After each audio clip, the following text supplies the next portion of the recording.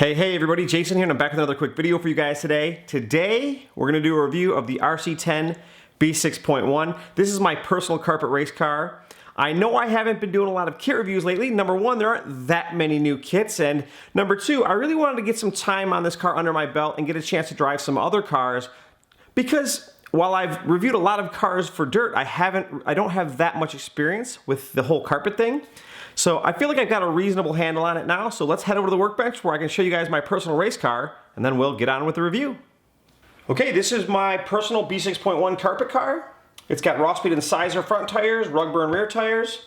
You can see that it's got this new, far more robust shock tower. Has considerably more material around where it mounts, and of course it's got this injection molded plastic cover to protect both the carbon and the carpet surface you're racing on. It still has basically the kit setup on it. You can see it's got the red spring up front and the blue spring in the back. Raw speed laser cut wing. This is a new body we just developed. I'll put the link down in the description if you guys are interested in checking it out. It's got some pretty clean lines, and we made sure that it came up to kind of direct air up over the rear shock tower.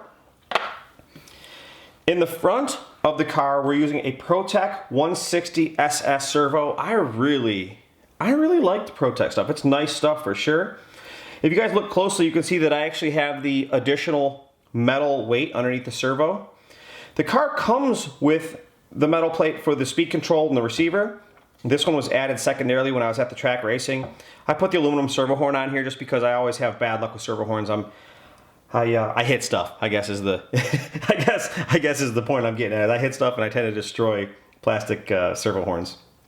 So Tekin RSX speed control, and I've been really impressed with the Tekin stuff. I was a huge fan of the Tekin stuff for years, and I kind of got away from it, and now trying the last two generations of speed control out, I'm just going to tell you I'm a fan. So antennaless receiver for my M12, and this is a Reedy Sonic. This is an older one, I'm pretty sure. It's a 6.5, and so that pretty much rounds out my personal race car. Overall, I'm really happy with my car. The thing, it drives really smooth. The build itself was really good. And I'm gonna be honest with you guys, this is probably, between this car and my actual B6.1D, the dirt car, these are arguably the best building associated cars I've ever owned.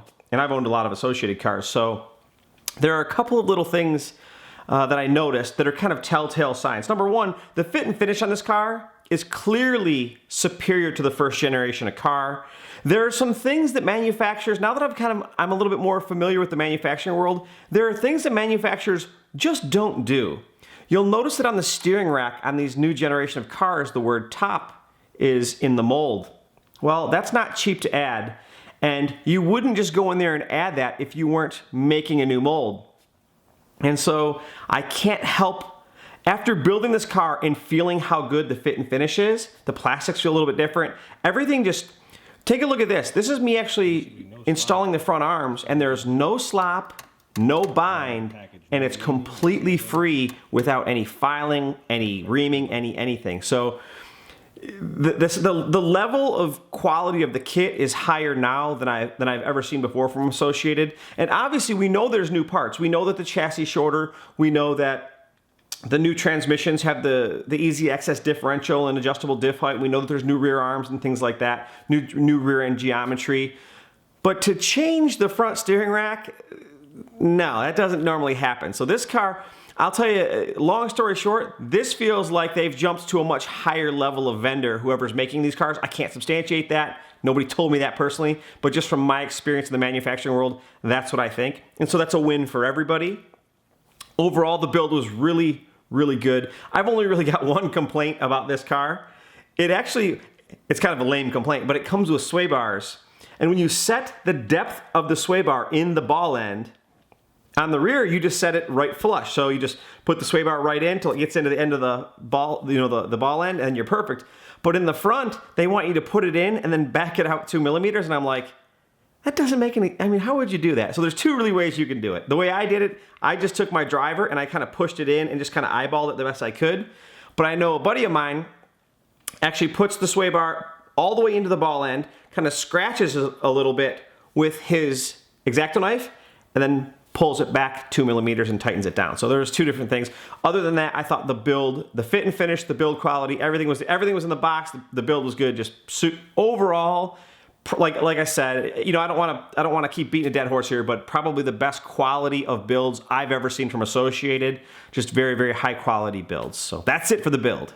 Let's talk a little bit about performance. So obviously we always break this up into like jumping and landing, acceleration and braking, and then of course cornering. Acceleration and braking, ridiculous. Of course, it's a carpet car. It's designed to be raced on super high traction surfaces. So anytime you have monster horsepower, a 5.5 or a 6.5, and monster grip, you're gonna have awesome acceleration and braking. And I wanna give a shout out here to the boys over at Tekin, because I'm super pumped with that RSX. Just the feel, the brakes, the fact that you can tune it right from your phone with the whole Bluetooth setup, like super pumped on the new RSX. For my personal race cars and my personal equipment, there's really two primary speed controls that I would probably go out and swipe the credit card for right this very minute. And it's the new Hobby Wing stuff, because I'm super pumped on that stuff. And I really, really like the Tekin RSX. I think there have been a lot of people that have been scared away from Tekin from years past. But if you've been a Tekin fan in the past, it's definitely worth giving their new stuff a look. I'm actually really impressed with the RSX. There's only one thing I would change on it, and it would be like to put like change the capacitor style and put the power switch on board on the speed control. Anyways, I digress. Acceleration, very good. Braking is super good.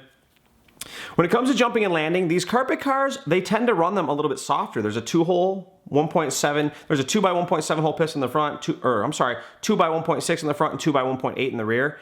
And it makes the car, the back of the car, a little bit slappy. It can slap a little bit.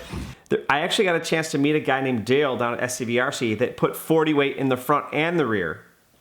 So he put much heavier oil in the rear, and his car was actually really good. It still drove really good, had great corner speed, but it landed significantly better. So I haven't got a chance to try that yet, but I would say that the jumping is really good. The landing, it slaps a little bit, but it's because most of these guys on these carpet setups run them very, very soft. Last, but definitely not least, is cornering. And these manufacturers, they kind of face a tough job. You don't want to send a car out into the industry that does donuts. If the car is loose, the vast majority of guys that run it are not going to be happy with it. And so this car is definitely not loose. I would say, if anything, it has a little bit of a push right out of the box. Like, it's very drivable. I could easily see myself going out and competing with it. But as I got more comfortable driving the car faster and faster, I found myself wanting, in particular, more on-power steering. When you'd grab the throttle, the car would want to start to push a little bit more than you'd prefer. And one of my buddies gave me the steel plate that actually goes under the servo. It comes with the steel ballast weight that goes underneath the speed control, but he gave me the steel ballast weight that goes underneath the servo, and it actually made a considerable difference. And I've heard that they're working on some new weighted front bulkheads, so I don't know if it's going to be brass or steel or what the deal is. Bottom line is this: the car is really, really good. Performance-wise, the car is really, really good right out of the box. Springs, oil, it's going to drive really well. I've driven it on a couple of different carpet surfaces. So a quick recap on performance: jumping, very good. Landing is good. I think that you probably, in a lot of cases, could probably stiffen or raise the weight of the rear oil while still maintaining really good on-track performance, but it'll help the car land a little bit better. Acceleration and braking is awesome. And cornering, the car is very good. It's very comfortable and easy to drive right out of the box, but you just might want to consider adding some ballast up in the front of the vehicle just to kind of help that on-power push. So that's about it for performance. Compared to its predecessor, I think the B6.1 is considerably more durable in most areas. I would say the Achilles heel of the car, the original B6 platforms when they first came out, were the shock towers. They could have used more material in a few locations. And Associated has now added material to the shock tower in a variety of locations that have made it considerably more robust. I would actually venture to say that they've almost obsoleted the carbon fiber market to some degree or another. So we'll see how this plays out. And then, of course, with the addition of the injection molded top cover or skid plate that goes over the front shock tower, obviously it protects the carbon and it'll protect the carpet surface as well, which is awesome. I think the durability of these cars is considerably better than the old ones, specifically because of the carbon pieces. I do know that for a while I've seen some guys breaking some rear arms, and I don't really have a really good direct comparison. Definitely the new style of rear arm where it uses the insert, I guess that may create a little bit of a weak point. I'm really not sure. I haven't broken any arms on this car. I haven't broken an arm on my dirt car, and none of my friends have actually broken any arms. So take that with a grain of salt. I have seen some guys break some stuff on Facebook, but it's just hard to say. You know, you hit anything hard enough, you're gonna break the car. If it were up to me and I had to like rate this car on durability, I would say it's not a battle tank, but it's plenty durable. Money, let's talk about value. What is this thing worth? Is it worth what they're asking? I'm a little bit torn. When you compare a car like this to, say, the 22 4.0, in some ways the 4.0 it's ahead of the game when it comes to cash, you know? For what you spend, you get the stand-up and the lay-down transmission. It comes with wheels in the box, a laser-cut body, and a really nice wing in the box.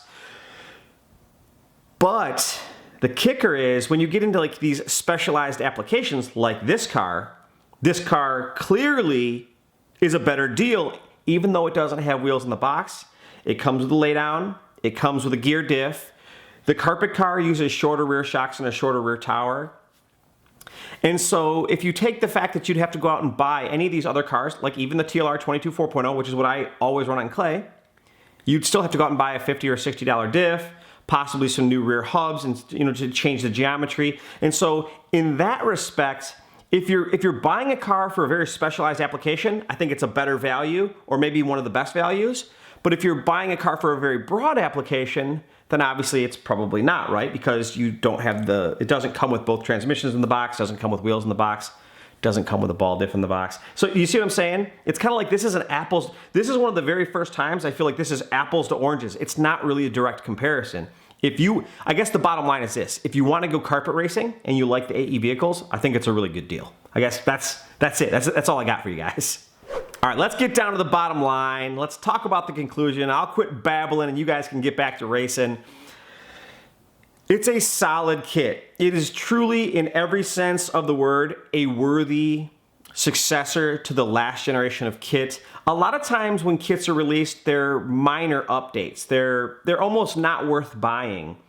But I really believe that this car and the B6.1D they are truly worthy successors. They're worth the investment. If you're running the old carpet car, this car's worth going out and buying, and even more so for the dirt car, but we'll talk about that in another video. The quality of the components, the fit and finish, just all very, very nice. Associated has stepped it up. I'm still a little bit of a complainer. I wish that specifically the car would have come with wheels, especially because it uses a specialized front wheel. But is it the end of the world? It's not the end of the world. That's it. So that's been my review on the Team Associated B6.1. I hope you guys enjoyed watching this video just as much as I enjoyed making it. I will do my very best to get back on here on YouTube and make some content for you guys. And as always, we'll see you in the next one. Bye-bye. Here goes nothing.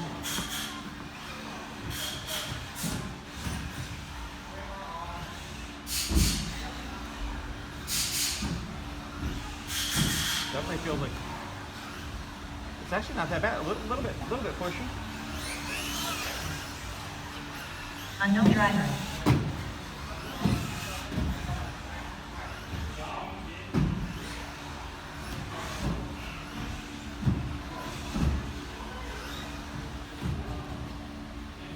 You like that? You like that, Skills? 19 flat.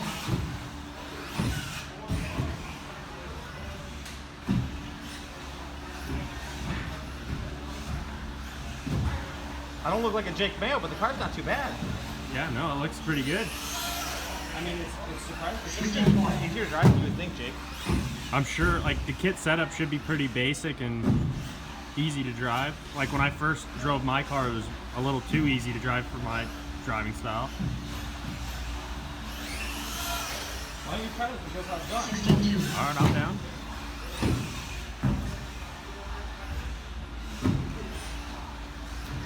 It's definitely not gonna have enough steering control. After driving your car, dude, I like it. You want to try it? Yeah. All right, let me grab the camera and let old Jake Mayo take this thing for a few laps. We'll see how he does. So, all right, I'm gonna warn you. You may need more brakes. I turned them down. We'll see. 32.5.